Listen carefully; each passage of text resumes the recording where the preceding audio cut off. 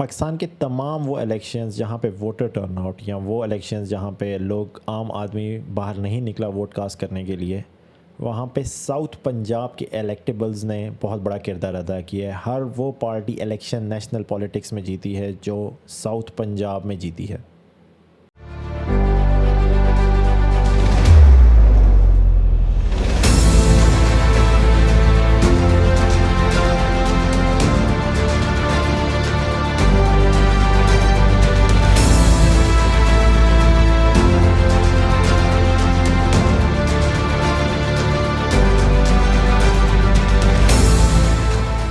अस्सलाम वालेकुम, welcome to the third episode of discussing the electoral politics of Pakistan. इस episode में हम डिस्कस करेंगे ट्रेडिशनल वोट या फिर इलेक्टेबल्स की सियासत जिसे हम कहते हैं।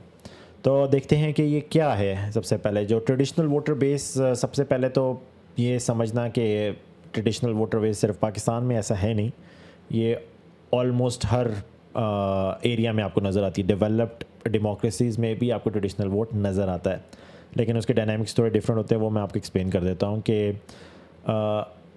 अमेरिका में जैसे कोई आदमी अगर रजिस्टर्ड रिपब्लिकन है तो there is a very high chance कि वो हमेशा रिपब्लिकन को ही वोट देगा, चाहे वो रिपब्लिकन नॉमिनी को पसंद करता है या नहीं। और same goes with democratic party as well. Similarly अगर आप यूके में जाएं तो अगर कोई आदमी रजिस्टर्ड लेबर पार्टी का है तो वो हमेशा लेबर पार्टी को ही वोट करेगा, और अगर कोई कंजर्वेटिव का है तो वो कंजर्वेटिव को ही वोट करेगा।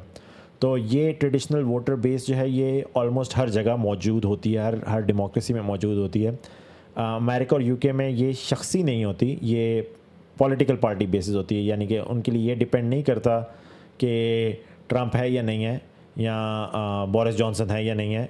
वो जिसको वोट देना चाहते हैं वो उनकी वो पॉलिटिकल पार्टी पे डिपेंडेंट होता है, वो लोगों पे डिपेंडेंट नहीं होता है। पाकिस्तान में ट्रेडिशनल वोटर बेस जो है वो अमूमन जो है वो लोगों के साथ हुक्ड होता है, कई जगह पार्टीज़ के साथ भी हुक्ड होता है। और ये इसकी सबसे बड़ी जो ट्रिगर पॉइंट था कि पार्टी बेसिस से लोगों पे शिफ्ट हो गया, वो था 1985 के इलेक्शंस, जो कि नॉन पॉलिटिकल पार्टी बेसिस पे हुए थे। और एक पंजाब की एक जागीरदार जो कि बहुत बड़ी ज़मीनों के मालिक थे, एक एरिस्टोक्रेट क्लास जो है वो सामने उभर के आई, और उन्होंने अपने गांव और देहात और जहाँ पे वो पॉलिटिकल उनके कनेक्शंस थे उनको इकट्ठा किया और उन बेसिस पे वो इलेक्शंस जीते। और फिर उसके बाद तमाम इलेक्शंस में पार्टिसिपेट करते रहे हैं। तो पाकिस्तान में जितना तबाहकुन किरदार 1985 इलेक्शंस ने किया उतना कभी नहीं किया। पाकिस्तान की जो पॉलिटिकल पार्टीज़ को जो ख़त्म करने का जो सबसे बड़ी जो साजिश हुई है वो 1985 के इलेक्शंस हुए हैं। तो खैर ये जो ट्रेडिशनल वोटर बेस या इलेक्टेबल्स होते हैं ये बेस होती हैं कभी कभार किसी की कास्ट पे कि एक गुज्जर है या एक अराई है या एक अवान है या एक टवान है, तो उस बेसिस पे हो सकती है। कभी कभार एक कोई बिज़नेस कनेक्शन बेसिस पे हो सकती है, कभी कभार कि मैं एक स्पेसिफिक गांव से और वो गांव सारा एक जगह वोट दे रहा है। तो इसके डायनामिक्स डिफरेंट हो सकते हैं, लेकिन अमूमन ये आजकल पाकिस्तान में लोगों पे डिपेंड होते हैं। और कहीं आप देखेंगे कि कहीं पाकिस्तान में ऐसे भी एरियाज़ हैं कि वहाँ का जो इलेक्टेबल है वो अगर PMLQ में था तो PMLQ को वोट पड़ा, अगर वो PMLN में था तो PMLN को वोट पड़ा, अगर वो पीपल्स पार्टी में था तो पीपल्स पार्टी में वो को वोट पड़ा, और अगर जब वो PTI में था तो PTI को वोट पड़ा। तो ये ट्रेडिशनल वोटर बेस या इलेक्टेबल इन्हें आप कह सकते हैं। अमूमन ये जब आप इसको स्टडी करेंगे एज ए सोशियोलॉजी तो आपको नज़र आएगा कि ये जो कल्ट्स होते हैं ये इसी तरह ही बनते हैं कि जो लोगों के ऊपर जो है वो डिपेंडेंट होते हैं। मुझे पता है कि बहुत से लोग इमरान खान को कल्ट समझते हैं, और किसी ने भी अगर सोशियोलॉजी पढ़ी हुई है या थोड़ा बहुत भी उसे साइकोलॉजी का पता है तो वो बोलेगा कि यार Imran Khan is not a cult. ये जो लोग जिन लोगों के साथ अटैच हुए होते हैं ना उनके अंदर टेंडेंसी ज़्यादा होती हैं कल्ट बनने की, लेकिन इसका मतलब ये नहीं कि वो कल्ट होते हैं। और पॉलिटिकल पार्टीज़ को कल्ट बोलना वैसे भी है ना थोड़ा अजीब लगता है मुझे, और कोई भी बंदा इस बात को नहीं मानेगा, क्योंकि अगर आप किसी पॉलिटिकल पार्टी को के एक लीडर को कल्ट कहना शुरू हो गए हैं तो फिर बहुत से लोग जो हैं वो इसकी लपेट में आ जाते हैं। तो अगर ये जो सीरीज़ है ये it is not about discussing cults और नॉट। एनीवेज़ ये एक पिक्चर है। अब जो ट्रेडिशनल वोटर बेस जो या इलेक्टेबल की जो सियासत है वो आस्ता आस्ता पाकिस्तान में कम इस वजह से हो रही है कि पाकिस्तान में लोग ज़्यादातर शहरों की तरफ रुख कर रहे हैं। तो आपको जहाँ पे गांव देहात नज़र आएंगे वहाँ पे आपको इलेक्टेबल्स या ट्रेडिशनल वोटर बेस ज़्यादा नज़र आएगी। तो वहाँ पे रियली डजंट मैटर कि आप वहाँ पे मोटरवे चला रहे हैं या वहाँ पे आप उन्हें फ्री सेहत कार्ड दे रहे हैं। लोगों ने वोट उसी बेसिस पे देना है जहाँ पे उनका जो वडेरा है या चौधरी है या मलिक है वो उनको कहेगा। तो ये है ट्रेडिशनल वोटर बेस। अब हम देखते हैं कि पाकिस्तान में ट्रेडिशनल वोटर बेस कहाँ कहाँ पे है और उनको वो कहाँ कहाँ पे उनको सपोर्ट मिलती है, किस पॉलिटिकल पार्टी को सपोर्ट करते हैं। तो सबसे पहले ये कि पाकिस्तान की जो इलेक्टोरल डायनामिक्स हैं उसमें 5 हिस्से हैं: पंजाब, सिंध, के बलूचिस्तान और इस्लामाबाद। इस्लामाबाद की भी 3 सीटें वो मैंने लिखी हुई हैं। अब इस्लामाबाद को मैं इस वजह से ये ट्रेडिशनल वोटर बेस में काउंट नहीं करूँगा क्योंकि वो सारा कुछ अर्बन है और उधर 3 सीटें हैं, तो और वहाँ पे ज़्यादातर पढ़ी लिखी अवाम है, तो वहाँ पे ज़्यादातर जो वोट पड़ता है वो ट्रेडिशनल बेसिस पर नहीं पड़ता, इलेक्टिबल की सियासत वहाँ पर नहीं होती। अब आ जाते हैं पंजाब में। पंजाब में को स्प्लिट किया है मैंने नॉर्थ एरिया जो कि रावलपिंडी अटक वगैरह है, सेंट्रल यानी कि सरगोदा, सियालकोट, गुजरांवाला वगैरह, साउथ मुल्तान, भावलपुर वगैरह, ये 3 एरियाज़ को मैं स्प्लिट किया है मैंने पंजाब को। सिंध जो है रूरल और अर्बन यानी कि अंदरून सिंध और कराची हैदराबाद वगैरह। कराची जो है वो शहरी इलाका है तो वहाँ पे ट्रेडिशनल वोटर बेस आपको नज़र नहीं आती। के को मैंने 4 हिस्सों में तकसीम किया है: पेशावर, मालाकंड, हज़ारा और साउथ। पेशावर वैली जो है वो सबसे बड़ा इलाका है के का जहाँ पे सबसे ज़्यादा सीटें हैं। फिर मालाकंड, हज़ारा जो है वो स्वात और एबटाबाद के इलाके हैं। जो साउथ है वो आपको टांग, डेरा इस्माइल ख़ान वगैरह जहाँ पे ज़्यादातर JUIF को वोट पड़ता है। बलूचिस्तान की पश्तून बेल्ट है जो कि के से नीचे आती है, उसे पश्तून बेल्ट कहते हैं। और फिर मकरान जो कि थोड़ा नीचे आता है, और फिर रेस्ट ऑफ द बलूचिस्तान। तो ये मैंने इलेक्टोरल पॉलिटिक्स को मैंने इन हिस्सों में तकसीम किया। अब हम देख रहे हैं कि जो मैंने ब्लैक हाईलाइट किए हुए हैं ये वो जगह हैं जहाँ पे आपको ट्रेडिशनल वोट नज़र आता है। मसलन पंजाब में आपको नॉर्थ में नज़र नहीं आता है, रावलपिंडी वगैरह, अटक वगैरह, ये पढ़े लिखे लोगों का इलाका भी है और ज़्यादातर शहरी इलाके हैं, तो यहाँ पे आपको ट्रेडिशनल वोटर बेस नज़र नहीं आती। आपको सेंट्रल पंजाब जो कि सियालकोट वगैरह, गुजरांवाला वगैरह, गुजरात, इन जगहों पे आपको ट्रेडिशनल वोटर बेस नज़र आती है। फिर साउथ पंजाब में मुल्तान वगैरह, भावलपुर वगैरह, यहाँ पे भी आपको बहुत ज़्यादा नज़र आती है। जो सिंध है वहाँ पे आपको जो अंदरून सिंध है, जो रूरल एरिया है, वहाँ पे आपको नज़र आता है कि ज़्यादातर ट्रेडिशनल वोटर बेस हैं या इलेक्टेबल्स की सियासत है कि वो इलेक्टेबल जो है वो जहाँ पे भी जाएगा वो वहाँ पे वोट पड़ेगा। और के में आपको नज़र आती है ये मालाकंड, हज़ारा और साउथ के में। पेशावर में आपको नज़र नहीं आती, बल्कि पेशावर तो फेमस है कि वो लोगों को वोट हमेशा एक आइडियोलॉजी पे देते हैं, उनके साथ उनको देते हैं, उनकी किसी पॉलिटिकल पार्टी के साथ एफिलिएशन ज़्यादा देर नहीं रहती। तो बल्कि पाकिस्तान की पूरी अगर आप हिस्ट्री निकाल के देख रहे हैं आपको नज़र आएगा के में जो पेशावर का जो रीजन है वो सबसे ज़्यादा वोट देता है based on their affiliation based on the popular voter base.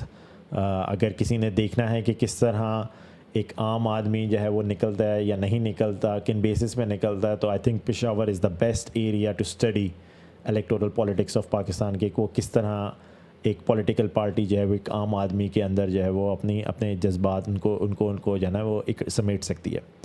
Balochistan का मैंने सारा इलाका डार्क ब्लैक इस वजह से किया हुआ है क्योंकि बलूचिस्तान की जितनी भी पॉलिटिकल पार्टीज़ आती हैं, जो भी लोग सीट जीतते हैं, वो ना ट्रेडिशनल बेसिस पे होता है ना पॉपुलर वेट बेसिस पे, ये किंग्स पार्टी स्टेटस होता है। बलूचिस्तान की जो सारी सीटें हैं वो उसी को मिलती हैं जो कि किंग्स पार्टी होती है। इलेक्शंस तो यहाँ पे बराए नाम ही होते हैं, लोग भी यहाँ पे पार्टिसिपेट नहीं करते, बल्कि पिछले कुछ चीफ़ मिनिस्टर जो बलूचिस्तान के थे वो मेरे ख्याल में 500-600 वोट ले के MP बने थे और उसके बाद फिर चीफ़ मिनिस्टर भी बन गए थे। तो ये बलूचिस्तान की जो पॉलिटिक्स है ये पॉलिटिक्स तो है ही नहीं, यहाँ पे टोटली सिलेक्शन हो रही होती है और वही जो इस्टब्लिशमेंट जिसको कहती है कि इसने जीतना है वो जीतता है और फिर जाके नेशनल पार्लियामेंट में उधर ही वोट डालता है। मुझे भी नहीं पता कि क्यों एक्चुअली इवन वोटिंग भी वहाँ पे करवाती हैं, ऐसी खामखा एक टैक्स का ज़िया है बलूचिस्तान में। आप कह दें कि जी यहाँ पे जमहूरियत नहीं होगी आइंदा से, ताकि ख़त्म की जाए। और ये सबको पता है कि बलूचिस्तान में वो कभी जमहूरियत आने भी नहीं देंगे क्योंकि वहाँ पे लोग जो हैं बलूचिस्तान में काफ़ी ज़्यादा नफ़रत भी करते हैं इस्टब्लिशमेंट से। और मैं बलूचिस्तान को कसूरवार नहीं ठहराता जो उनके साथ हुआ है और काफ़ी अरसे से हो रहा है। हर दफ़ा उनके ऊपर जुल्म होता है, ज़्यादतियाँ होती हैं, उनके साथ जो वादे किए जाते हैं तोड़ दिए जाते हैं। बल्कि वो नौरोज़ खान की स्टोरी बड़ी मशहूर है कि वो उन्होंने जब इस्टेब्लिशमेंट के ख़िलाफ़ गए तो उनसे वादा किया गया कि आप पहाड़ों से नीचे उतर आएँ और आपको हम लोग जो है वो आपके साथ डील करने के लिए तैयार हैं। वो जैसे ही नीचे आए उनके बेटों को मार दिया और उनको जेल में भेज दिया।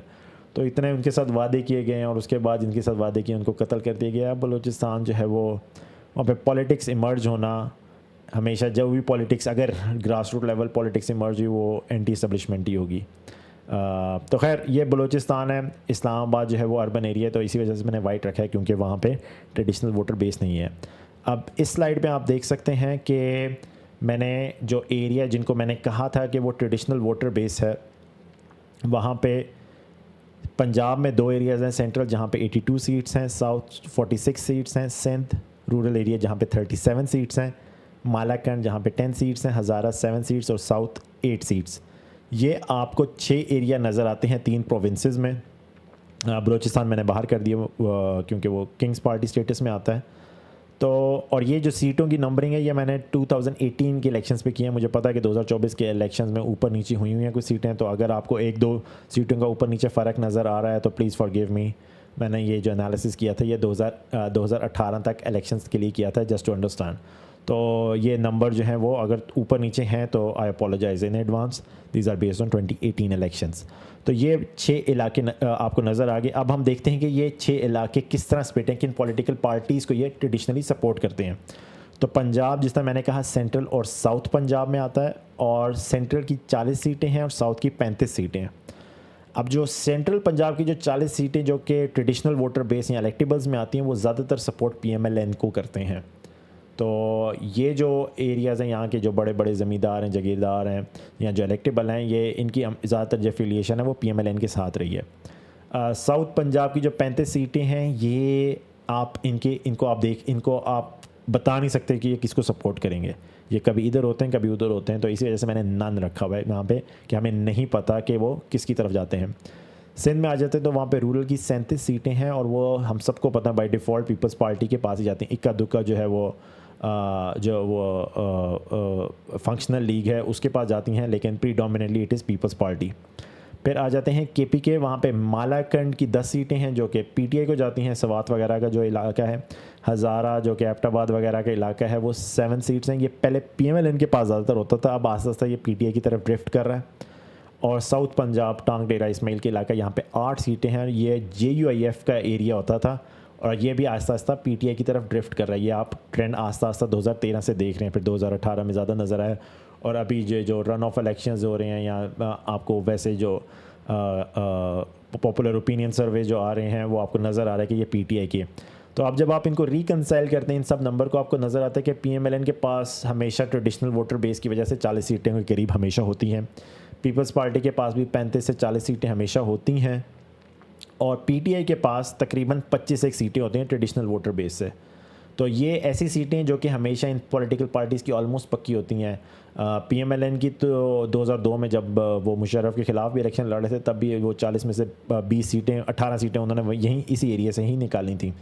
तो यहाँ पे PMLN और पीपल्स पार्टी को ऑलरेडी एडवांटेज होता है कि वो हमेशा 35-40 सीटें पहले दिन से ही उनको वो हेड स्टार्ट मिलता है, और PTI को 25 एक सीटों का स्टार्ट मिलता है बाकी पार्टीज़ के ऊपर। तो ये है ट्रेडिशनल वोटर बेस। अब हम आ जाते हैं साउथ पंजाब जहाँ पे मैंने लिखा हुआ था नन। इसका एनालाइज करते हैं कि ये क्या किरदार अदा करता है। अब ये मैंने इलेक्शंस 90s के निकाले हैं, और ये मैंने 90, 93 और 97 के इलेक्शन इस वजह से निकाले क्योंकि 1988 के जो इलेक्शंस हुए थे वो पॉपुलर वोट बेसिस पे हुए थे कि वहाँ पे बेनज़ीर भुट्टो को बहुत ज़्यादा पॉपुलर वोट पड़ा था। तो वो मैंने इस एनालिसिस से बाहर निकाल दिए। यहाँ पे मैंने टोटली वो देखा है जहाँ पे मुझे नज़र आया कि पॉपुलर वोट कम पड़ा है और यहाँ पे ट्रेडिशनल वोट ज़्यादा पड़ा है। तो यहाँ पे 1990 इलेक्शन जो कि लेफ़्ट साइड पे आप देख सकते हैं, वो जो डार्क येलो बॉक्सेस हैं वो है साउथ पंजाब, और इस साउथ पंजाब में आप देख रहे हैं कि जो डार्क ग्रीन कलर है ये था PMLN या IGI थी उस ज़माने में, उनको पड़ा। और फिर 1990 के इलेक्शंस कौन जीता? IGI ही जीती, PMLN नहीं जीती। फिर 93 के इलेक्शंस में आप देख रहे हैं जो कि मिडल पिक्चर है उसमें वो ब्लैक हो गया, और जो ब्लैक है वो पीपल्स पार्टी के कलर कोड है। तो वो जो येलो बॉक्स में आप जो ब्लैक देख रहे हैं वो पीपल्स पार्टी को मिले, और वही जब उनको मिले तो पीपल्स पार्टी को नेशनल पॉलिटिक्स में एडवांटेज मिला और पीपल्स पार्टी जीत गई नेशनल पॉलिटिक्स 93 के इलेक्शंस। 97 में जो कि राइट साइड पे पिक्चर है वो आप देख सकते हैं कि वो सब कुछ ग्रीन हो गया साउथ पंजाब का, विच मीन्स कि PMLN जीती। और फिर 97 में आपको नज़र भी आता है कि PMLN ने ही पार्टी बनाई। तो आप एक ट्रेंड देख रहे हैं कि जो पार्टी साउथ पंजाब जीत रही है वही नेशनल इलेक्शंस भी जीत रही है। अब ये इलेक्शन सिर्फ 90s की नहीं है, लेट्स लुक एट जो कि रीसेंट हिस्ट्री में, 2008, 2013 और 2018 के इलेक्शंस। 2008 के इलेक्शंस आप देख सकते हैं कि यहाँ पे ब्लैक आपको कलर ज़्यादा नज़र आ रहा है। यहाँ पे ज़्यादातर पीपल्स पार्टी कामयाब हो गई थी, और पीपल्स पार्टी जब कामयाब होगी तो वो नेशनल इलेक्शंस भी जीतने में कामयाब हो गए। 2013 के इलेक्शंस आप देख रहे हैं, जो कि मिडिल पिक्चर है, वो ग्रीन नज़र आ रहा होगा आपको ज़्यादा, और वो ये वजह क्योंकि PMLN जीत चुकी थी साउथ पंजाब, और फिर नेशनल पॉलिटिक्स भी वही जीत गए, नेशनल इलेक्शंस भी वही जीत गए। 2018 में वो जो सारे इलेक्टेबल्स थे वो सारे PTI में शामिल हुए, और फिर PTI 2018 के इलेक्शन जीत गए। तो अगेन आपको ट्रेंड नज़र आ रहा है कि साउथ पंजाब जिस पॉलिटिकल पार्टी के साथ होता है वही पॉलिटिकल पार्टी नेशनल पॉलिटिक्स जीतती है। और इसकी वजह यह है कि आपको नज़र आता है कि KPK से PTI को तकरीबन 25-30 सीटें मिल जाएंगी, पीपल्स पार्टी को सिंध से 35-40 सीटें मिल जाएंगी, PMLN को सेंट्रल पंजाब से 41 सीटें मिल जाएंगी। तो जो साउथ पंजाब का जो एरिया होता है ना, ये बहुत अहमियत हामिल कर जाता है, और यहाँ के जो इलेक्टेबल्स हैं इनकी अलायंस किसी एक स्पेसिफिक पार्टी के साथ नहीं है। जिस तरह सिंध की हमेशा पीपल्स पार्टी के साथ रही है, सेंट्रल पंजाब की हमेशा PMLN के साथ रही है, KPK की PTI के साथ नज़र आ रही है आपको। साउथ पंजाब की अलायंस आपको कहीं नज़र नहीं आती है। तो साउथ पंजाब के जो लोग होते हैं ये अमूमन वडेरों पे बिलीव रखते हैं, वो जो बड़े बड़े ज़मींदार होते हैं। वैसे तो वडेरा टर्म जो सिंध के लिए यूज़ होती है, लेकिन साउथ पंजाब की डायनामिक्स भी सिंध से ज़्यादा डिफरेंट नहीं है। तो ये लोग जो हैं ये जहाँ पे जब वोट करते हैं तो पूरे होल्ड्स में वोट करते हैं, और यहाँ पे बड़े बड़े जो एरिस्टोक्रेट्स हैं, बड़े बड़े जागीरदार हैं, वो नज़र आते हैं आपको इलेक्शंस में खड़े होते हुए, और ये फिर जिस तरफ मुँह करते हैं उसी तरफ जाते हैं। अब यहाँ पे कोई ये भी कह सकता है कि हमेशा उनका किबला उस तरफ होता है जहाँ पे इस्टेब्लिशमेंट कहती है, ऐसा है नहीं, क्योंकि हमें नज़र भी आता है कि कभी कभार जो है वो ट्रेडिशनल वोटर बेस जो है वो किसी और तरफ होती है, और इलेक्शन कोई और जीत जाता है। और 88 के इलेक्शंस एक वाज़ेह मिसाल थी। इसलिए मुझे ऐसा लगता है कि जो साउथ पंजाब है वो डिफ़ाइन करता है इलेक्शन, और 2024 में भी शायद यही होगा कि साउथ पंजाब जो जीतेगा वही इलेक्शंस जीतेगा। आई मीन कंसिडरिंग के इलेक्शंस जो हैं उसके अंदर कुछ थोड़ी बहुत फेयरनेस आए, क्योंकि अगेन जो ओपिनियन सर्वे हैं वो आपको नज़र आ रहा है कि सिंध में अभी भी पीपल्स पार्टी बहुत फेमस है, KPK में PTI बहुत फेमस है। ओपिनियन सर्वे बता रहे हैं कि सेंट्रल पंजाब में PTI ने काफ़ी डेंट डाल दिया PMLN को, लेकिन मोर और लेस और जिस तरह के हालात चल रहे हैं आपको लग रहा है कि शायद सेंट्रल पंजाब PMLN नहीं जीते। तो साउथ पंजाब जो है जो जीतेगी वो साउथ पंजाब के सारे जो इलेक्टेबल्स हैं वो अभी PMLN ज्वाइन कर चुके हैं। तो अब ये जो सारे डायनामिक्स हैं, मैंने पहले एपिसोड में आपको किंग्स पार्टी का कॉन्सेप्ट बताया कि किस तरह किंग्स पार्टी इस्टेब्लिशमेंट के साथ होती है, आर्मी के साथ होती है, और फिर उन्हें बलूचिस्तान की सीटें फ्री में मिलती हैं। दूसरे एपिसोड में मैंने आपको बताया कि पॉपुलर वोट जो हैं वो किस तरह पढ़ते हैं, किस तरह नैरेटिव बिल्ड होता है, किस तरह ओवरटर्न विंडो जो है वो डिफ़ाइन करती है, और फिर लोग जो हैं वोटर टर्नआउट बढ़ाते हैं, और इसकी वजह से इलेक्शंस को एक या दूसरी तरफ टिल्ट किया जाता है। और इस एपिसोड में मैंने आपको बताया ट्रेडिशनल वोटर बेस क्या होती है, इलेक्टेबल्स की सियासत क्या होती है। अब चौथे एपिसोड में हम लोग देखेंगे कि 2024 के 8 फरवरी के जो इलेक्शंस हैं उनमें इन सब जो एनालिसिस किया है उन बेसिस पे क्या क्या कुछ हो सकता है। So stay tuned as we look at how the 2024 elections will be panning out. Thank you for watching this and stay tuned for the next episode.